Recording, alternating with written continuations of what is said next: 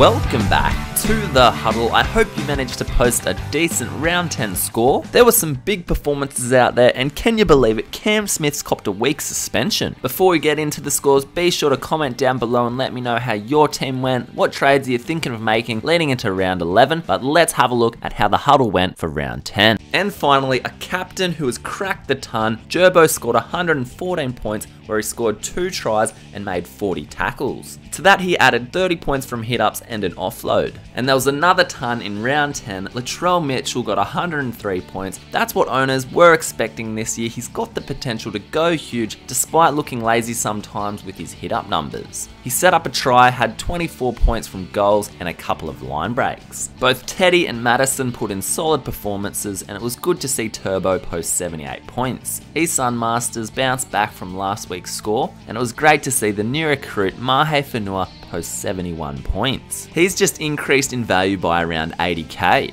Across the park, all the scores were really solid this week, except for in our halves, where JT and Cody Walker didn't post amazing scores. JT got a nice little upgrade after the final reviews on Monday, but Cody Walker had quite a few errors there, but he's been doing great lately, and he also has that round 13 bye coverage. In the land of the NPRs, Paseka got injured and could be out for up to 3 weeks, and Riley Jacks got a head injury. There were no amazing NPR scores there. Murray got 48, which was alright from the amount of minutes he got, but he might start to leak a bit of cash, but I'm stretched for round 13 numbers, so he's staying in the team for that round 13 bye. But I'm getting really worried. Nichols got dropped from the team, so he may not even play round 13 anymore. I've got a lot of zeros there with Lomax. He got junk minutes at the end of the game. Katoa's nowhere to be seen, so I could get caught out with these NPRs. So I'm really going to have a look and see what we can do, especially with the bye rounds approaching. So the total score for round 10 was 1,243. That's the biggest score this year for the Huddle.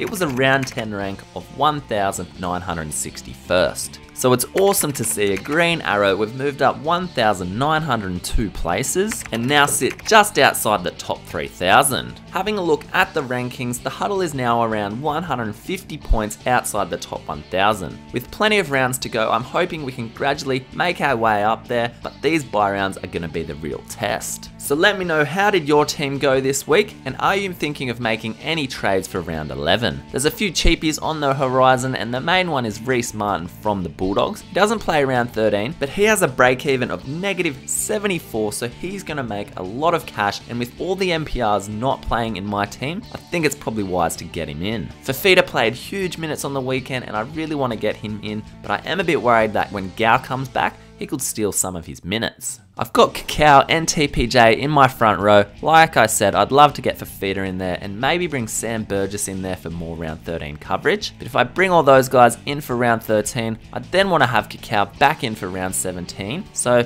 it's a bit tricky there how we're going to balance our round 13 coverage and then using the trades wisely to get a decent coverage for round 17. So let me know in the comments below, what trades do you think I should make for round 11, keeping in mind the bye rounds. It was great to see things work out this week with a decent captain choice and a solid score altogether. But if you didn't see a green arrow or you lost your head-to-head, remember there's plenty of rounds to go. You can just see how much you can jump in the rankings after 1 week when things just come together. So be sure to share and subscribe, join the Huddle, get involved in the comment section, and as always, stay tuned for that round 11 preview video released on Wednesday. Let's go.